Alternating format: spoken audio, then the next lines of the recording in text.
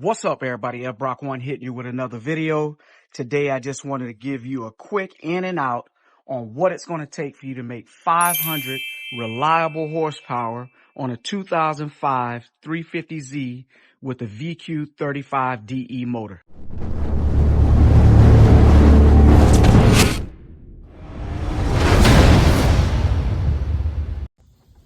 So the first thing you're going to need to do is refresh your motor. In my case, the original engine to this car had over 200,000 miles on it. I got rid of that and I put in a motor with about 70,000 miles on it. While the motor was out, I had all of the seals and gaskets replaced to make sure I wasn't losing any oil, because usually when people say that they pop a DE motor, it's due to oil consumption, or, because they haven't refreshed it, they're losing oil through the rear main seal and other places like the valve gasket, valve cover gaskets, and even the gallery gaskets because they're so old. So first, you want to refresh that motor, make sure it's ready to take that power. Whether you like it or not, the 350Z is not the fastest car stock. He's out of line, but he's right. You're going to need some sort of forced induction. In my case, I got the Comp oilless air-cooled turbo. Right off the bat, that's your maximum power adder that you're going to put on this car. Next, because you're putting out all that power, you're going to need to upgrade your clutch. The stock clutch is not going to last that long with plus 60, 80 to 100 horsepower that just by adding that turbo you're going to get. When I took the car to Soho Motorsports and they did the original refresh of the car, they put in a new clutch. It takes some time to get used to, but it definitely is is helping me to put the power to the ground, and I haven't had any issues with it since I've been running it. Now, before I get ate up in the comments, you're not going to make 500 horsepower without addressing the fuel system. You're going to need bigger injectors. You're going to need at least a Walbro 450 fuel pump. And in my case, I got the CJM fuel return system. The next thing that I'm going to recommend is getting a good set of headers. DE headers are very restrictive. I went with the Z1 Performance version because they have the equal length primaries and they're supposed to hold up with boost. You definitely need to focus on cooling. The OEM radiator is just not going to be enough. So what I did was upgrade to the Mishimoto radiator, and RZG retrofitted the OEM fans. And because I had the turbo, you could see where they had to kind of shave down the fan shroud, but the OEM fans are, in my opinion, the best for keeping a car cool. I haven't ran into any overheating issues, and I think that's been a good part of why this is a reliable build. The most visible thing that you can see is also this Kinetics manifold. When I put it on, it really didn't give me too much more power, and to be honest, I mainly got it for the looks. I just like the, look of it. It tightens up the engine bay a little bit, but it did make everything a little bit more free-flowing. So I wouldn't say that